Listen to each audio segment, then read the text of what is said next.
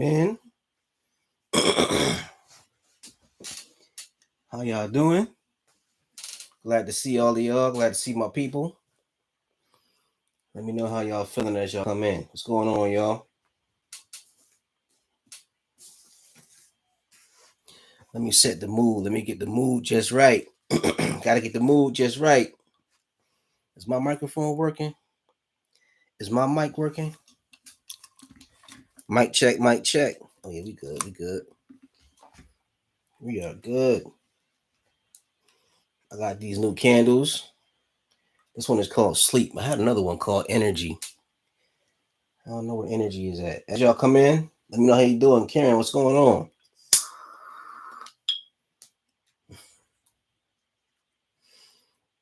Yeah, one thing about live streaming, whenever I look at the live stream over here on my phone, I look humongous. And I look even bigger with this red shirt on. I look like Suge Knight.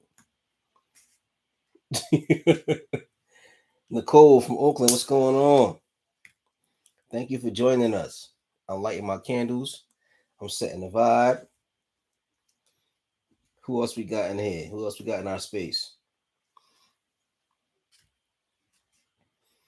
You all are welcome. Thank y'all so much for showing up. We're gonna wait until about the 7-minute mark before we begin. Let me know how y'all feeling. Today was a good day. I went to the park with my sons. Malaysia. Oh, okay. Wow, I don't think I had anybody from Malaysia come and join us. Thank you for joining us. Appreciate it. I appreciate it. Today was a good day. Went to the park with my sons. We was out in that hot sun all day. And then we all got home. They ate, and then we was exhausted. Something about that sun. You get good sleep after you in that sun. We all took a nice nap. My youngest was chilling and watching Star Wars.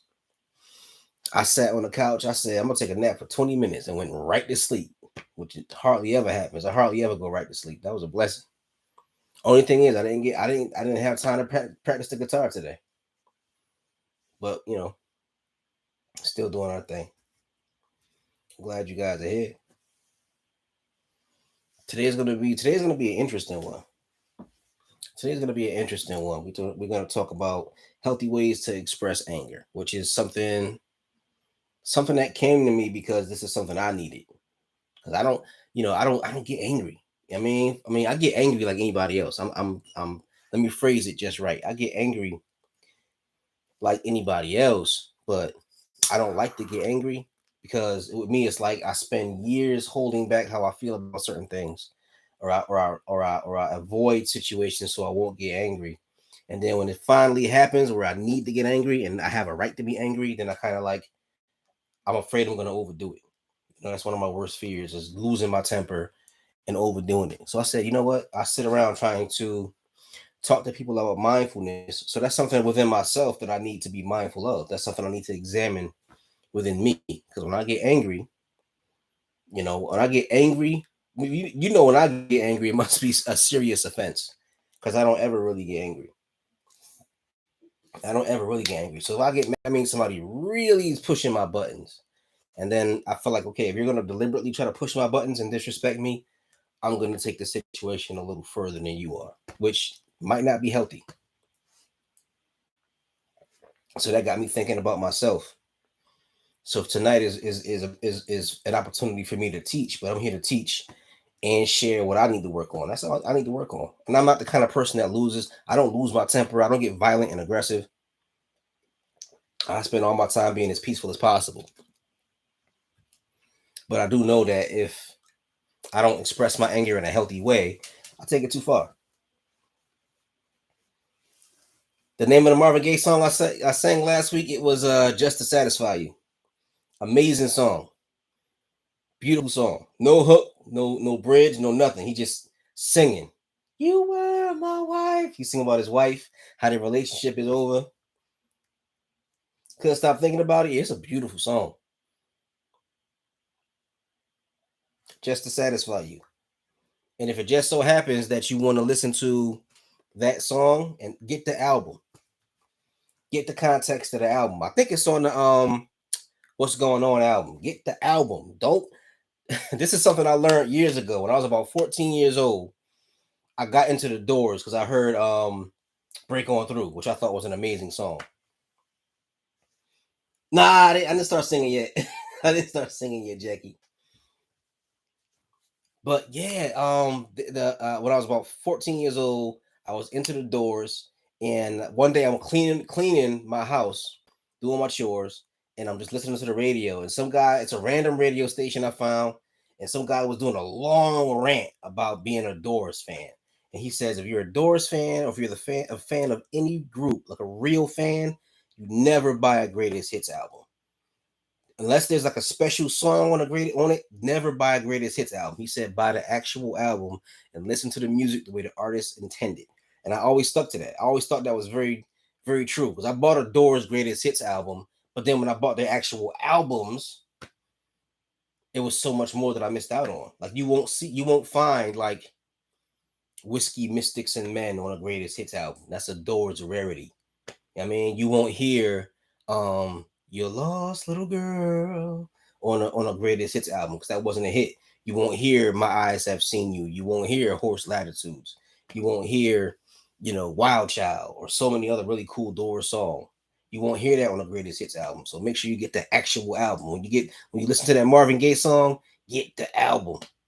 I believe it's a "Let's Get It On" album. I bought that when I was in my 20s. Don't know why. I was a young man. I hadn't even been through anything that heavy, but just the power of the song just spoke to me. It just spoke to me. It's a beautiful song. First time I ever heard it was there was a movie called Baby Boy, which is like a classic black film. And there was a scene, there was like a sex scene, and they had that song playing, and I was like, "What song is that?" And then somebody, I think my aunt or one of my boys' mom, was like, "Oh, that's that Marvin Gaye." And so I was obsessed with the song ever since then. Beautiful song. But yes, here we go. We in a 7 minute mark. Thank you all for joining me first and foremost. Happy that you guys are here. Peace and blessings to everyone. I hope your days are calm and relaxing and beautiful and exciting and full of bliss and full of focus. And I hope that you're not just chasing your dreams, but really living them. I don't want you to chase your dreams no more. We've been taught to chase our dreams. Let's make our dreams a reality. Focus your mind and you can create reality. That's what all the stories in the Bible and the Gita and all of that stuff. It's about how you can make reality, how you can make a God of yourself, and God can create anything. I believe that. So let's make our dreams.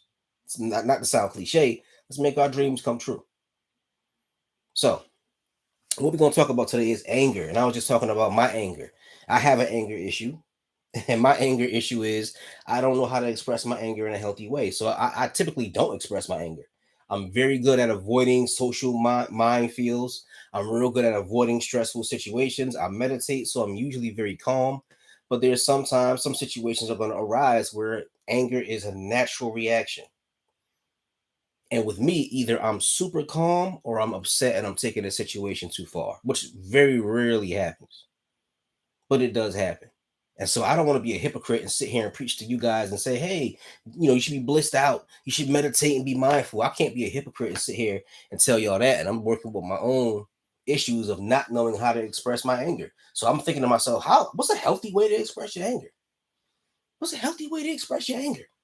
Because you can't express it. You have a right to express it. And anger is natural. Anger is natural. And some situations should make you angry. When you see injustice, when you see abuse, when individuals take advantage of you, you should be angry. That's totally natural. Anger can be motivating. Anger can be very motivating, and you being angry at something can actually be the force that's necessary to push you. I'm saying you got to understand that progress is made from discomfort. Anger makes you uncomfortable. Your heartbeat accelerates, right? Your muscles get tense. You start to get headaches. I know individuals who, when they get upset, they get headaches. Then you feel physically drained and exhausted afterward.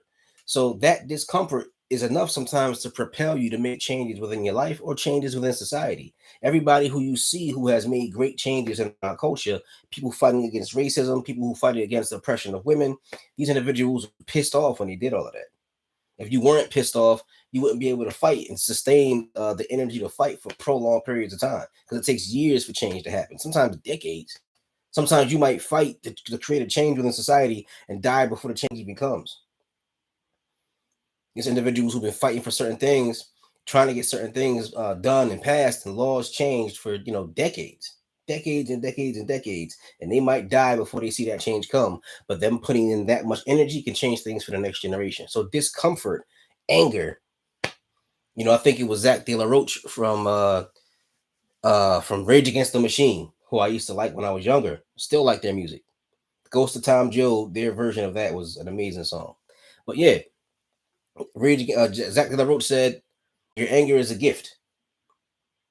And I know that we're talking about meditation and mindfulness, and we talk about how you should be in a state of bliss and a state of calm, and we shouldn't give in to the ego. But anger is natural. Anger is natural, and we should have control of our emotions. But in order to control anything, you must accept it. It is what it is, and it can be useful. Nature doesn't create anything that doesn't have a use. Anger can be useful. So I sat down for a little bit and started thinking about, okay, let's express our anger in a healthy way. But anything that you do in a healthy way must be regulated, right? We need regulations for everything. We have alcohol in our culture. I don't drink, but there's alcohol in our culture. We need rules for that. Don't drink and drive. Don't drink if you're under a certain age. Don't sell alcohol to minors, right? We got rules to help regulate it. People smoke cigars. People smoke tobacco and they smoke weed now. A lot of places have legal marijuana, but there's laws and rules to regulate it. So we need the same thing for how we express ourselves, because anger is one of those things where you have a right to be angry, but just like you have a right to drink and you can overdo it. Same thing with anger. You might have a right to be angry and you can naturally overdo it. Anything you do, you can naturally overdo it. Whether even healthy things, you can naturally overextend yourself when you're working out, trying to lose weight, and you can naturally overdo that. You can naturally overdo it when you try to eat healthy. I heard about something called what's it called? Protein starvation. Individuals who are really, really, really strict, like super vegans.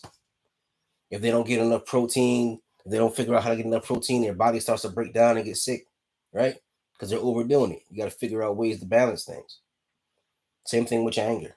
Be angry. You have a right to be angry. You have a right to explore your anger, but we got to figure out how we can do this. So I came up with a list. Woo! Came up with a list. It's a pretty good list. I'm not gonna toot my own horn, but this list, I mean, this is a hell of a list, guys. This is one. If you like lists, this is a hell of a list. I'm joking, but this is the top 10 commandments for expressing healthy expressions of anger. And commandment number one, this is a commandment that I got from a book called The Magus. And there was a scene in the book where the main character who had met this guy who was sort of like this, almost like a cult leader. He was like a spiritual, mystical teacher, but nobody really understood him. And he would give people these very bizarre assignments. And he gave this one man an assignment of, "Thou shalt not commit pain." And then later on, the man ended up breaking a woman's heart because he didn't know how to be delicate. He didn't know how to move in a manner where he was gentle with his movements and precise and caring. So he ended up hurting somebody. He broke the commandment, "Thou shalt not commit pain." And that's the first one. Thou shalt not commit pain. It's okay to be angry, but it's not okay to hurt somebody else because you're angry. It's okay to be angry. And sometimes you might have a legitimate reason to be angry at somebody, but just because you're angry at somebody doesn't necessarily give you license to hurt them.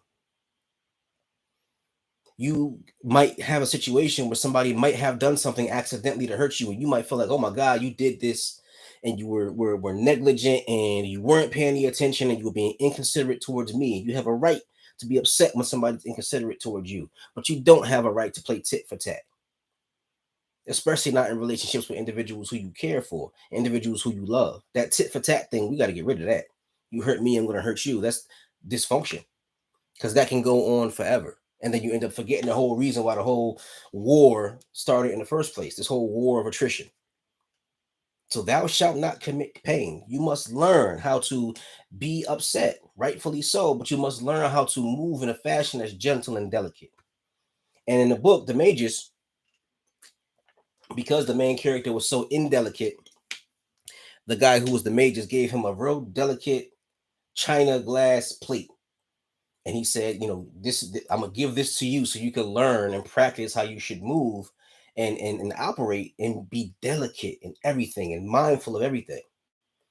So maybe you should do that. Maybe we should all do that. Maybe we should have something really delicate and precious and something that could break very, very easily. Put it in your bag, put it in your hand. Spend some time just holding it. Because one false move and it can shatter. Too much pressure, it can shatter. Whether it be a piece of a glass or a real thin wine glass. Like I've seen wine glasses where the glass is so thin and you hold it in your hand, you feel like it's gonna break. Or one of these kind of like glass things with the candle in it. Sometimes they're really, really delicate too. Give yourself something delicate to hold to remind you to be mindful and move gently and delicately because you can be angry, but anger doesn't necessarily have to be a storm. Anger can actually be something that can be contained and controlled if you learn how to be gentle. So thou shalt not commit pain. Learn to be delicate. Even in your anger, learn to be delicate and mindful of your actions. Because the whole point of you expressing your anger is not to hurt the other person. That's not the goal. And it's definitely not the goal for you to hurt the other person or hurt yourself. That's something else that we do when we get angry too. Because quite often we get angry, but instead of expressing our anger outwardly, we take it out on ourselves. I made a mistake. I'm mad at me. I can't believe I'm so stupid. And we beat ourselves up. And that's forbidden too. That goes against the commandment as well. Thou shalt not commit pain means don't hurt others and don't hurt yourself in moments of anger. Pain is something that we have to learn how to adapt to when things happen to us in life. Sometimes you have to adapt to pain, but we don't have to create pain. In life, you don't have to create pain. And the problem is that when we get angry, we create pain for others or for ourselves. And then we become our own enemy. And it becomes this weird, kind of very bizarre, what they call it, Ouroboros. You ever see that symbol of a snake eating its own tail? That's what your anger becomes. You beat just you get angry at yourself. You do something to hurt yourself, then you get that fuels the anger, and you just becomes this very bizarre cycle of self destruction. You're eating your own tail like the serpent of the Ouroboros, and we don't want that. Thou shalt not commit pain. That's the first commandment. Second commandment: thou shalt honor thy loved ones. As I mentioned, you're gonna be upset, but you being upset doesn't give you permission to hurt other people. And we have to be delicate with the individuals who we love and care about. And like I said, one of my worst fears is to lose my temper and hurt somebody that I love. I don't want to say something to hurt somebody who cares for me. Because the individuals who genuinely care for you in today's world, I'm gonna honestly say it might sound a bit cynical, that's rare to come by. And the last thing you want to do is make enemies of those who love you, even if they make mistakes. Even if they make mistakes, you got to understand individuals are going to make mistakes in relationships, but that still doesn't give me permission to hurt you. You might make a mistake, but if I truly love you and you truly love me, I'm going to honor that. That's the thing about love. With love, you have an obligation to love more so than you have an obligation to the person, if that makes sense. You could be upset at somebody, right? But you honor the love you have for that person so much that you won't hurt them, that you won't say anything that's going to hurt them or destroy them. Because sometimes that person, their value might diminish in your eyes because you're so mad at that moment, or they may have done something that was so hurtful. Your sense of their value diminishes rapidly. But you must honor thy loved ones. You have love for them. They've proven themselves. They've stood the test of time. They stood all your tests. They deal with all your your triggers and your mood swings and your demands. So sometimes the relationship has enough value where you honor that love, even if the person made a mistake. Not saying that you should deal with abuse, and not saying you should deal with anybody's disrespect, but honor thy loved ones. Even if you have to end the relationship, you still can give them honor. Even if they've done something and they crossed the line, and you got to say, you know what, we're done. Thou shalt not commit pain, but you can still honor those who you love in your personal life. You don't have to make them your enemy. And if you truly genuinely love somebody, that process of changing that person who you love to an enemy is so difficult, it's not even worth the energy. It's not worth the energy. If you love somebody, truly care about somebody, one day that person becoming your enemy, it takes so much inner work to make somebody you love, somebody you hate. It's so draining. Why even bother with it? Just honor them, despite their flaws, despite their mistakes. Honor them enough to let them go peacefully. I'll let you leave out my life peacefully. I'm not gonna hurt you. I'm not gonna throw nothing in your face. I'm gonna honor you. And if that person is gonna stay in your life, you want them in your life, then make sure that when you lose your temper at something else, don't take it out on them. That individual who hurt you, and this happens a lot with relationships. If you're dating somebody, if a woman is dating somebody who was hurtful and mean and selfish and negligent, that individual leaves, but they're okay. Selfish people are always okay because their main priority is to make sure they're okay. So when you meet somebody new or you're dealing with somebody else, don't take all your frustration off from that last person and bring it to this new person. Because that last person who hurt you, they live in their life. They're great. Selfish people are always great because that's their main priority. Now you got somebody else in your life who's a wonderful person, but you don't honor them. You don't honor them enough to allow them peace and allow them an opportunity to bring peace into your life. You feel like you got to hurt them because you're taking your frustration out from the last relationship on this person. You got to honor thy loved ones. This person in your life, if you truly love them, let all that anger and frustration go. You got to heal and honor them, which is a hard thing because we live in a culture where people tell you that we don't have no value. I hear all the time, women have no value, men have no value. I'm like, where's this coming from? It's so weird. So the idea of me saying you got to honor somebody, it probably sounds like a foreign language to some people. But honor the love that you have for individuals and honor the individuals who love you. Respect them enough not to try to take your frustration and anger out on them. Don't make them targets. That's the heartbreaking thing when somebody who you love and care about, they become a target because you love and care about them. All that anger and frustration, a lot of times the individuals who angered you and frustrated you, they're not even the target of your frustration. They're not the point of focus for your anger. It's a daily practice. Exactly. Exactly. Honoring your loved ones is a daily practice, Jennifer. You're absolutely correct. And it's something you got to remind yourself of even when you're not angry. And if it's something you remind yourself of on a daily basis, then when it's time to remember that in your moments of anger, it's easier. When I before I went to tough situations, I would meditate before I got there to prepare myself. Same thing with this. Think about it, how much you love this individual, display that love and focus on that love every day. So when times get tough, you'll remember that. Commandment number 3, honor thyself. A lot of times we get angry once again at other things, at other people, at uncontrollable circumstances, and we take it out on ourselves. And our value diminishes in our own eyes. What happens to us when our value diminishes? When someone's value diminishes, you start treating them badly, you start treating them poorly, you become neglectful toward them, you become disrespectful towards them. We do the same thing to ourselves. We make mistakes, we make errors, we make miscalculations, and then we dishonor ourselves. We start talking to ourselves in a disrespectful fashion. We stop taking care of ourselves. I used to get depressed and stop eating. I remember I would like just have these weird moments where I'd be going through moods of depression and just wouldn't eat. Yeah, exactly. We can be very hard on ourselves. We're not honoring ourselves. One situation doesn't define the totality of who you are. One mistake doesn't define the totality of who you are. But when we get angry, we get upset, we get depressed, we lose our sense of self worth. Then what happens is that we don't honor ourselves. And what happens when things are not honored? We cast them aside, we destroy them, we hurt them, we become negligent to them. We don't foster them and nurture them. And self nurturing is very important. And when you're angry, even if you're angry at someone else or something else, just like you can focus your frustration from something else onto someone else, you can focus your frustration onto yourself. I didn't get the job. Things didn't work out how I planned. She broke up with me. I made a mistake. I made a miscalculation. I thought things would go this way and they went that way. Well, now I'm angry.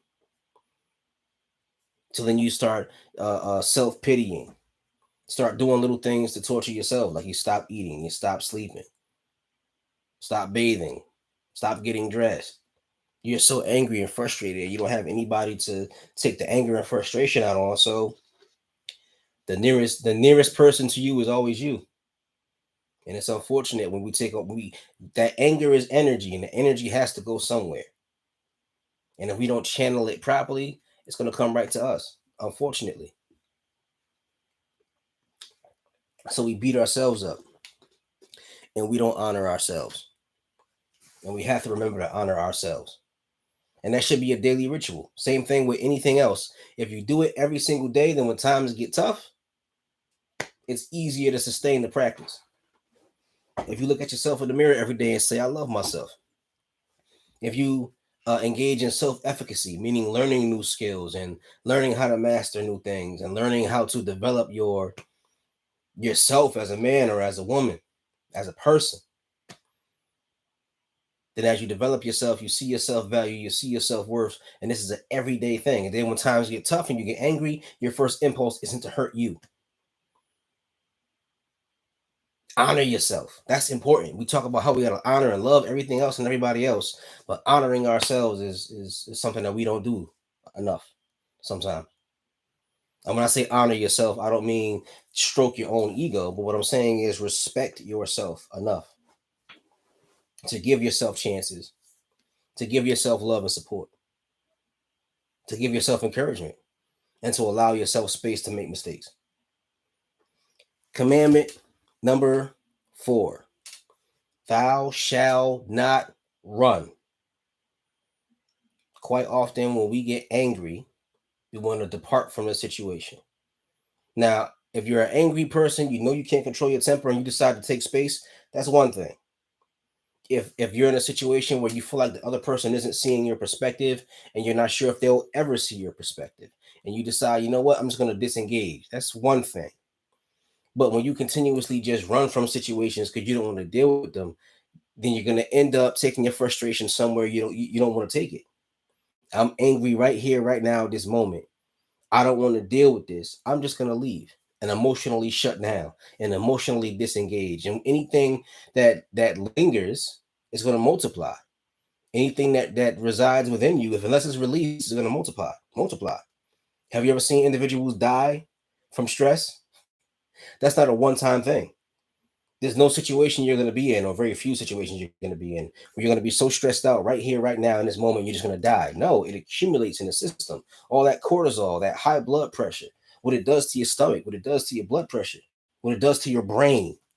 And over the span of years, the stress can kill you. Same thing with your anger. Your anger lingers in the body. And if you don't properly release the energy and express how you feel, or communicate or sublimate the feelings that you have, then what happens is people run, and then it accumulates in the system. They don't deal with it, and then it becomes explosive. Same thing that I was just telling you guys that I do. I'm always afraid that I'm going to just blow, because I've done it in my younger days. Somebody will say something and frustrate me, and I'll walk away and not deal with it, and I have issues, and I got anxiety and depression. And then one day somebody says something and pushes the wrong button, and it's like, you know what? Boom! It's like a brick of C4. And sometimes people look at me like, why are you so passive? Why are you so relaxed? Why are you so passive? Why you keep letting it slide? Stop letting things slide. People think I'm soft. A lot of times people think I'm soft. They're like, yo, why you letting that slide? I'm letting it slide because I'm scared. Because I'm afraid I'm gonna lose my temper. And I'm afraid that once I lose my temper, I don't know what I'm gonna do. And that's the whole reason why I'm having this conversation with y'all. Because I want to find out what I can do. I want to find out what I can do with that anger so it doesn't blow up. And like I said, it don't happen a lot. But I want to make sure that I'm a healthy person through and through. And I have to acknowledge the fact that, a lot of times things happen and I just repress the anger or put the anger aside, as opposed to figuring out how to communicate the anger and deal with it in a healthy way. It's either with me, no anger whatsoever, and I'm soft and I'm timid and I'm milk toast, or I'm a raving lunatic. I don't want to do that. I don't want to live like that. I don't want to live like that. And I don't want to run no more. So Rule number 4, commandment number 4, thou shalt not run. So if you tell yourself, I'm not going to run from this situation, you struggle with that too? You struggle with that too? Yeah, and I think it stems from when I was a kid. I've seen things in the household that I shouldn't have seen, and you just kind of get that fear of being seen, and you kind of feel more comfortable just avoiding situations because you don't want to get hurt as a kid. You don't want to get, you don't want nothing to happen to you as a kid. You don't want to, spark that wick or light that wick that's going to create an explosion. You don't want to spark that flame. So you learn to be timid, and you learn to be quiet. You learn to be shy. You learn to let things go. And then after a while, naturally, anything you try to suppress and you don't deal with is going to express. It's going to be expressed one way or another. It's going to either be expressed in your habits, be expressed in how you treat yourself, be expressed in your relationships. Hyper vigilant. Yeah, you're right. You're right. You become hyper vigilant. You start noticing every little detail. Anytime anybody look at you, you see everything. It's hard to relax and unwind sometimes because you're hyper vigilant. You're right. Manifested in depression and anxiety for you. Me too. We twinning right now. We twinning right now. So instead of running, what happens? Well, if you tell yourself, I'm not going to run, if I say I'm not going to run, you know what that means? That means I'm going to have to deal with this. No more shutting down. No more suppressing the anger. No more going. I don't drink no more, but I used to say I'm leaving. I'm out, and just run.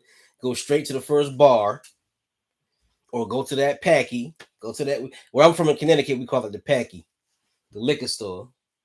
Get you a little something, and try to suppress the anger that way. But the anger is not going anywhere. You can't create or destroy energy. That's one of the principles of the universe. Is you can't create or destroy energy. It's going to take different forms. So it's very important to understand that you can't run from you. You're with you everywhere you go. And I'm talking as a dude. I've had out of body experiences during my meditation. So even then, I'm still with myself. Even when I jump out my body, I'm still with me. So we gotta deal with it. Thou shalt not run. Now that means if you're not gonna run, that means you gotta deal with this now. And that brings me to my next rule. Thou shalt not use intoxicants. Who gets mad and needs a drink? Who gets mad and needs a drink? Give me a thumbs up if you get mad or used to get mad. I'm gonna put a heart. I used to get mad and need a drink. I remember when I was young, during my younger days when I used to drink, I was on Thursdays we would get paid. So I would buy a half gallon of Jack Daniels and just drink the whole thing the whole weekend. All that anger, all that frustration trying to drink it away. And then you wake up Monday dehydrated and woozy, right? And still angry and pissed off. So intoxicants don't do anything to help you process emotions. I know that because my father died when I was 21. I was depressed up until I was probably 31. So a decade of my life. I lost a decade of my life to serious depression, serious anxiety, panic attacks, socially underdeveloped, mentally underdeveloped, no career, no I lost a decade of time in my life trying not to deal with my issues and deciding that it was easier just to drink. If I drink, it's just easier than dealing with this pain. And then when I was 30, I said, I've given up a decade of my life to this. It's time. It was a very conscious decision. I've given a decade of my life to this. Let me do something different. And when I slowed down with the drinking, I was able to see things differently and able to address some of these issues and go to therapy and start studying psychology and engaging in relationships and working out and lose a little bit of weight, you know, and my life started to change when I stopped being intoxicated. Because in order for things to change, you need to be clear minded. That's one thing in our culture that we don't advocate for enough. We don't advocate for being clear-minded enough. If you're going through pain, depression, and anxiety, and all of those things, it doesn't pay to be drunk all the time. It's like when you're a little kid and you see something scary, right? And you get under the blanket to try to hide from it, and then you pull the blanket out. It's still gonna be there, bro. Your depression is still. You pull that blanket, that alcohol, that weed, whatever you're doing, you just pulling a blanket over your eyes like a little kid hiding from your pain. And you pull that blanket off, it's still there. Your mother mad at you, she come in your room to pop you. You get under the blanket like that's gonna do something, man. She gonna snatch that blanket off you. Pop. I've done that as a kid. You break something in the house or you do something you ain't supposed to do. Mama come in the room, boy, come in. You get under the blanket. That blanket is not gonna stop that leather belt. She snatched that blanket off you so quick. Psh, go clean up that mess. Right? Same thing with your depression. You under a blanket. You under a damn blanket trying to hide yourself from years of depression and trauma. Man, that depression and trauma gonna still be there. You pull that blanket down, it's still there. It ain't going nowhere. That's why it's best if you're going through depression and anxiety, confront what you're dealing with and stop trying to drink away the pain. It's not gonna work. You talking to a dude I used to drink every day and occasionally smoke weed and pop pills and do salvia. And we was trying to scour the East Coast for LSD. We was trying to do everything. Trying to do everything. And accidentally smoked dust one time, which is weird. And pop Percocets. And all of that. All that wonderful, stupid mixture of chemicals didn't do not a damn thing to keep me from falling into an abyss of depression. Nothing. And I spent a decade drinking straight, over a decade, because I started when I was 17. So a decade drinking straight all the way through. Pop pills for a couple of months, smoke weed, smoke cigarettes, did all of that. And it did not pull me out of the abyss of depression. It didn't even budge me. When you at your lowest point, that alcohol is not gonna lift you up. Love will. Somebody caring about you will. People showing concern will. And you loving yourself and caring about yourself, that will. But trust me, you can't. There's no amount of alcohol you could drink that's gonna make you float and hover out of that abyss, out of that darkness. You're not floating nowhere. You're gonna have to climb, and it's gonna be a long climb. And you can't get high enough to float out of it. You can't get drunk enough to float out of it. You ain't enough pills. If you try to pop enough pills to kill depression, you'll overdose. And I was crazy. I remember one time I had popped a Percocet, and on the side of the bottle it says, "Do not mix with alcohol. May cause death." So let me drink this fifth of scotch and see what happens. And then you pass out, and then you wake up, and you still here, still depressed. So the alcohol don't help. So if you're having issues that need to be addressed, getting high and drunk is not the way to deal with it. Thou shalt not use intoxicants. If you're angry, face your anger. Sit with the anger. Learn how to sit with the anger. Sit with the sadness. Sit with the depression. There's a picture I saw where somebody said it was a picture of like a cute little girl and this big like monster, right? And the picture said everybody's trying to fight their demons. Thank you, I appreciate it. It said everybody's trying to fight their demons. I want to know what my demons' names are, right? So that dark side that you're trying to avoid looking at, look at it. Sit down with your dark side. Sit down with that anger and that discomfort. You realize, first of all, you realize it ain't as scary as you think it is. It's not as terrifying as you think it is. The only reason why you're scared is because you're afraid of what it shows about you. You're afraid you're the monster. You're afraid you're the bad guy. You're afraid you're the villain. That's why you're scared to look at it, because it's your fear of who you are that keeps you afraid to look at your dark side. But that dark side ain't going nowhere until it's dealt with. That trauma ain't going nowhere until you process it. That depression ain't going nowhere until you face it. That anxiety ain't going nowhere. Neither is that anger. If you're angry, you don't have to do anything. You don't have to drink. You don't have to run. You can just sit down, sit yourself down, and just be mad. And the first time you can sit yourself down and just be mad, you'll realize, wow, this anger is ain't that bad. I can kind of control it now. You get a little bit of control over it every time you sit with it. That's the thing about monsters. That's the thing about monsters. If you sit down and face a monster, you get a little bit of control over it every time you do that. You have to name what it is. And in ancient cultures, they used to teach that a name, somebody's personal name, has special power. So if you could find out the personal name of a being or a creature or an angel or a devil, you would have power over it. It's this book I was hearing about. It's about King Solomon. Now we know about King Solomon from the Bible, but there's a whole bunch of other stories about King Solomon in Jewish tradition. King Solomon in our tradition was a very wise king who worshipped gods who were not the God of Israel, and therefore he lost his kingdom, right? But in ancient Jewish tradition, is a lot more to him. King Solomon, ancient Jewish tradition, was a magician. And he had the ability to like had his magical ring where he could summon up demons and make demons and monsters do what he wanted. And he made the demons and the monsters build the famous Temple of Solomon in one night. And in the stories, he would call these demons, and the first thing he would demand of them is, "What's your name? What's your name?"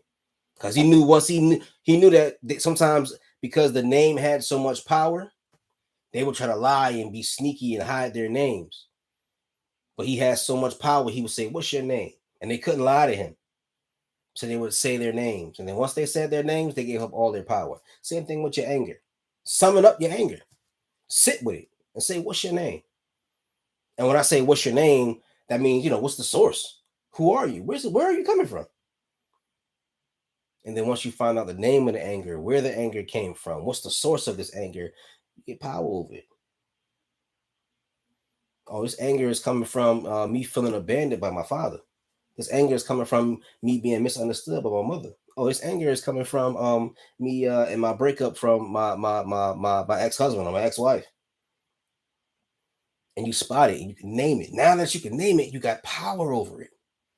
In ancient Egypt, they used to teach that the human being had a soul, and your soul has five parts. It was the ka, the ba, the ka, the ba, the ib, the shoot, and the ren. Ka is like the personality. The ba is like your soul. The shoot is the shadow. The ib is your heart. What they used to believe your consciousness, your intelligence was in the heart. And then the ren was the name. They thought your name was a part of your soul. So when you gave somebody your name, you give them a piece of your soul, right? You're giving somebody a piece of your soul. So once you can name that anger and that frustration, you get a piece of its soul, and you can rule it. You can ride that that anger and that rage right through the gates of hell, right out into the sunlight. The book of coming forth by day. You can rise out of that grave, but you got to name it first. Commandment number, what is this? 6. Thou shalt love thyself. Now, honoring thyself is very important, giving yourself the proper respect, giving yourself the proper space for making mistakes. Loving yourself is a little bit different. You can give yourself space to make mistakes and not love yourself. Understand, love is a very deep and powerful emotion, and it's a healing emotion that we don't give ourselves enough of. Love yourself. Be sweet to yourself. Show yourself kindness. Instead of being angry at the world, a lot of times that anger that people have and outwardly in the world, the anger people have that they project outward into the world is because there's a lack of self-love here. And notice individuals who really truly have healthy relationships with themselves don't get caught up in these outbursts of anger. People who have a healthy relationship with themselves, they figure out healthy ways to express themselves and healthy ways to deal with their anger.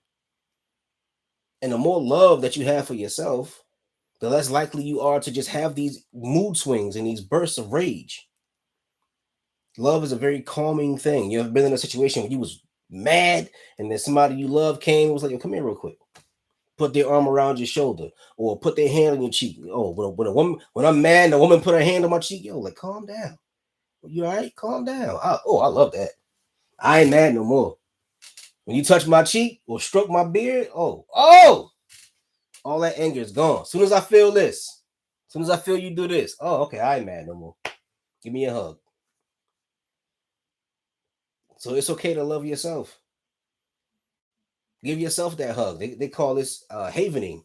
Individuals who are traumatized and they have certain emotional issues when they feel like they're being in an emotionally tough position, they can hug themselves, give themselves that self love, and calm themselves down.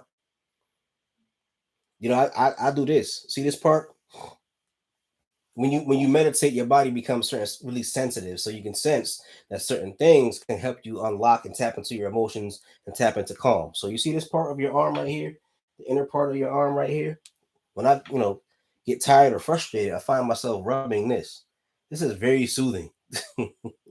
This is so relaxing.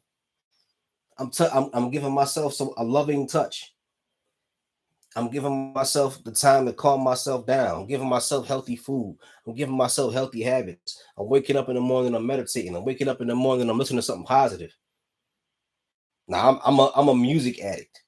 So sometimes I wake up in the morning and the first thing I'm listening to is some hardcore aggressive hip hop. But I want to starting my mornings with like something calming and encouraging because I feel like that's a part of my self-love ritual. Yeah, but you need that hip hop to give you that early morning energy. Listening to RJ Payne.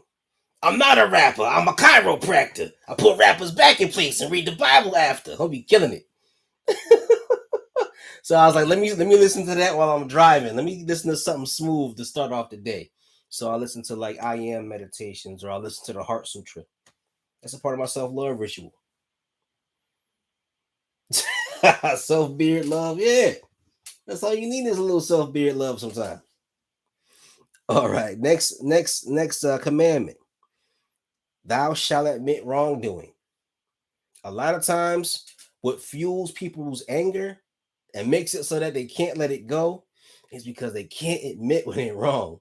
So when somebody's in a position where their ego is being challenged and they can't admit when they're wrong, then the anger exponentially multiplies.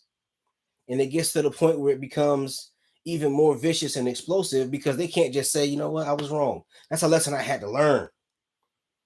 I used to be so uncomfortable acknowledging when I was wrong because I had such low self-esteem, and you know what I mean, I didn't think a whole lot of myself. So it was difficult for me to say, you know what, I was wrong. So I had to learn that. If you could say, yo, I'm wrong, that releases so much tension. There's so much tension in us that can create anger because we can't say I was wrong. And if you're wrong about something and you can acknowledge that, you're going to avoid so many arguments, so many hours of self doubt, so much tension in the body. You'll be surprised. Your body holds on to everything. Your body holds on to grudges. Like a grudge is something they say don't hold on to a grudge. Your body and your muscles literally hold on to the grudge. Your body remembers it. Your shoulders get tense, your arm muscles get tense. But if you could just say, you know what, I was wrong. And then your body just relaxes. You ain't got to go to war to protect your little frail, fragile ego. You ain't got to go beat nobody up. You ain't got to yell and scream. You ain't got to cause no pyrotechnics and no theatrics, no histrionics whatsoever. As soon as you could say, I was wrong, everything becomes so much smoother.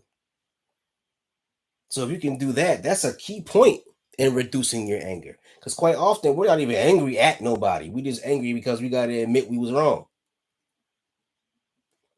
I've seen people do all kinds of weird stuff because they're wrong. I've seen people sit and just lie for an hour straight and get mad and everything. And then at the end, they're like, you know what, I was wrong. My bad. I'm like, you could have just said that and saved yourself and me some trouble. We got to go through all that. Because ultimately, at the end of the day, the other person who you're talking to, chances are they're not trying to hurt you. They're not trying to mock you or make fun of you or anything. And you think they're trying to attack you and hurt you and damage you. Oh, you seeing Wu Tang? Hold on. You seeing Wu Tang this weekend? Where at? I'm supposed to be seeing them this September with Nas in Connecticut. Where they gonna be at? Vancouver. Ah, I should have planned to go there. I want to go to Vancouver too. I want to go to Vancouver. I'm gonna start planning trips and doing stuff, man. Wu Tang, my favorite hip hop group. I only seen Ghosts. I gotta get the day off work because I work the weekends. I work Friday and Saturday, and I'm off on Sundays. And I work till 11 at night, so it ain't like I can just sneak out. But I'm gonna see them. I'm seeing them for sure in Connecticut in September. Wu Tang and Nas. I'm gonna be there for sure. I think they're in my hometown too, Hartford, Connecticut. I'm gonna be right there. Oh man. All right. Next commandment. Thou shalt not tarry. Tarry is cool. I like that word tarry because that's one of them old church words. If you ever had like a black grandmother, she was a Pentecostal, they use that word. Don't tarry. Tarry means you're just kind of lingering around, not moving forward. You just kind of waiting. I'm a tarry for the Lord. when you're angry, man, don't tarry. Don't just stand around lingering, wasting time. Keep it moving. You'll notice that quite often, like I said, energy has to be released. And if you just stay in one spot, quite often what happens is your thoughts stay in one spot. And when we stay in one spot, our thoughts are in one spot. So you just keep going, you keep feeding the fuel of the anger. Even when your body starts to release some of the tension, you're thinking those angry thoughts to keep the flames burning. So don't tarry, don't stay in one spot. Yeah, don't be a lolly. Yeah, don't lolly. No lollygagging. Keep it moving. Physical motion helps you to keep your mind in motion because your brain has to coordinate a lot of things in order to keep your body moving. So just go for a walk, go for a jog, do something where you're moving. That's a way to what they call sublimate the anger. Sublimate means you take the energy of a negative emotion and give it a positive function. Say, for instance, you might be upset and might be angry. You go to the gym and work out. You just sublimated the anger. The anger is something negative. You went to the gym to work out with that negative energy. That's how you got it out. Sublimate. Learn how to sublimate. The next one, this is number 9. Thou shalt recognize thy progress. Oftentimes, things seem very challenging and difficult. Why? Because when we start making progress, we don't acknowledge it. How often have you looked at yourself and said, wow, I did good this year? I told myself I set some goals. I might not have achieved all my goals, but I did achieve some of my goals. It's a long, hard road sometimes to achieve your dreams and live your dreams. It's hard sometimes. And it takes a lot of energy, and it takes a lot of help, and it takes a lot of learning, and it takes a lot of energy. So when you make progress, celebrate your progress. Now, I'm not saying you should get, you know, wasted every single time you do anything. But what I am saying is that it's important to stop for a moment and congratulate yourself when you see that your work is paying off, even in small ways. Because those moments of encouragement are going to keep giving you fuel to be positive. And it's the same thing with your anger. If you're a person who struggles with anger, acknowledge that you've made progress. I give mindfulness consultations, and it's one brother who had serious anger issues. And what's one of the things that I told him? I said, how often do you congratulate yourself for the progress that you're making? You're working really, really hard, and you're doing a lot of wonderful things, and you're really mastering controlling your temper. Congratulate yourself when you see that you're doing really, really good because your work is paying off. And when your work is paying off, don't just wait all the way until the end before you tell yourself good job. Push, keep pushing, but keep congratulating yourself. That positive energy is going to feed and uplift you. And last but not least, and this is a challenge, this is the hardest one. I saved the hardest one for last. Thou shalt forgive. Thou shalt forgive. Now, in some instances, forgiveness might not be doable. In some instances, forgiveness might not be safe. I'm not telling you to forgive in a situation where somebody's trying to hurt you or abuse you. I'm not telling you to forgive when somebody's lying to you. I'm not telling you to forgive when somebody's abusing your kids. I'm not telling you to forgive when somebody's trying to oppress you or subjugate you or demonize you.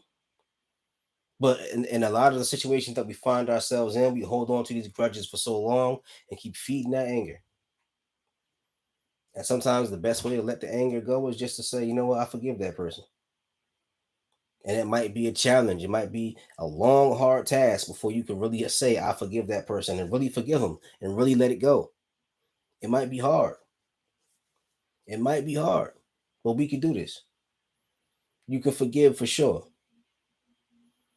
In a lot of instances, we forgive, but we'd rather be angry. We get familiar with the anger. The anger becomes a friend. Just like depression. My depression was like my buddy. When I stopped being depressed, it was weird. It's like, what's going on? It's like I missed. It's like somebody I was close to, moved away or something. I missed my depression, and it's the same thing with anger. People sometimes miss the anger, but don't miss the anger. Forgive the person who hurt you and let their anger go. If you can forgive, if it's safe for you to give, if it's safe for you to forgive, if you're not dishonoring yourself by forgiving, try to forgive. Try your best because you deserve to be free. In some instances, you might not be able to forgive, but in the situations where you can forgive, forgive for your sake. Not even necessarily for the other person, for your sake, so you can let the anger go, because the anger is hurting you. I think it was the Buddha who said that being angry at somebody else is like holding on to a hot coal and expecting someone else to get hurt. You don't have to do that. So forgive. Forgive is sometimes something that forgiveness is sometimes a form of self love.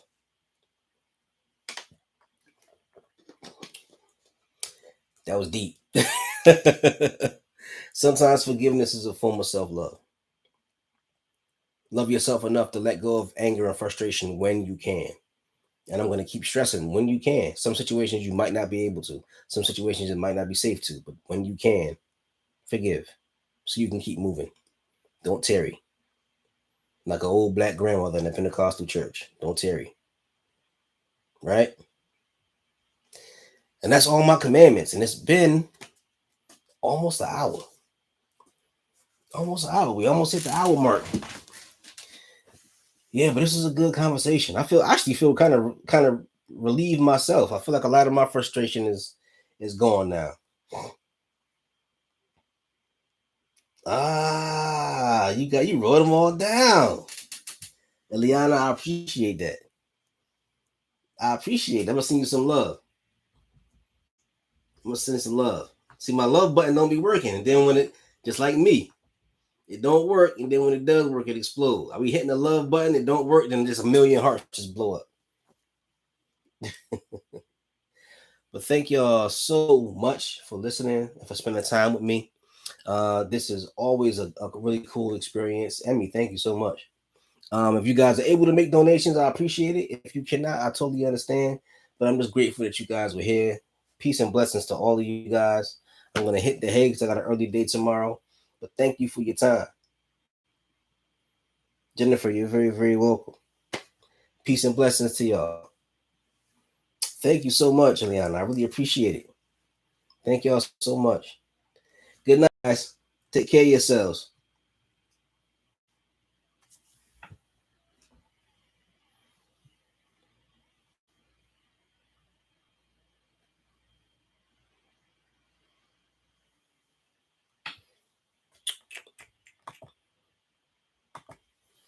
All right, peace, y'all.